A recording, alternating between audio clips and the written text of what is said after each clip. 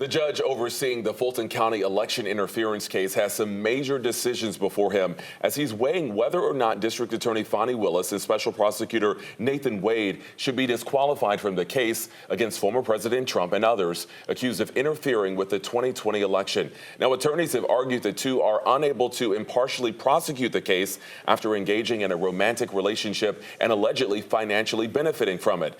Investigative reporter Zach Merchant has been tracking this case from the start and is here now with what we need to know as we head into next week. You're right. It has been a complicated controversy. It has been a controversy with sky-high stakes, and we've had some new developments popping up all week. So right now we want to take a minute to break down the three biggest issues to watch out for in the coming days. First, even though closing arguments happened last week, the defense team is now asking Judge Scott McAfee to allow for more evidence and more testimony to be submitted. In multiple filings this week, defense attorneys said they have two new witnesses, both lawyers themselves, who say they were told Willis and Wade began their romantic relationship in 2019 before Willis appointed Wade as a special prosecutor. Willis and Wade, for their part, have both testified that relationship did not start until 2022 after Wade took the job.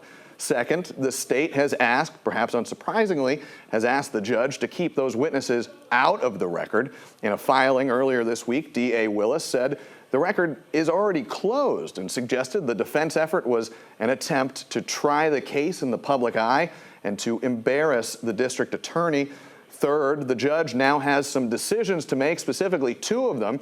He'll need to decide whether to let this new testimony in or not. He will also need to make a final ruling on the overall disqualification question. Now, we want to be really clear here. We do not know an exact timeline for those decisions, but at closing arguments last week, specifically last Friday, Judge McAfee said he hoped to have answers within 2 weeks. A week has already passed, so don't be surprised to see some rulings in the coming days. All right, so Zach, this has taken a long time. Some people might say this controversy started back on January 8th with a disqualification motion filed by one of the defense attorneys. So we've got a lot going with this. How long might this take? And some might ask, why is it taking so long? Yeah, it has been 2 full months exactly to the date, actually, today. And it's a question we have gotten a lot as well. Today, we took that question to Bob Rubin. He's a long-term Atlanta defense attorney who is not actively involved in this case. He said that Judge McAfee actually is moving the case along at a brisk pace by legal standards. But he also stressed that in a complicated controversy like this one, speed actually is not the top priority. Speedy decision doesn't get us anywhere if it's not the right decision. And so it's more important that he hear everything he needs to hear, that he gives both sides the opportunity to make their case.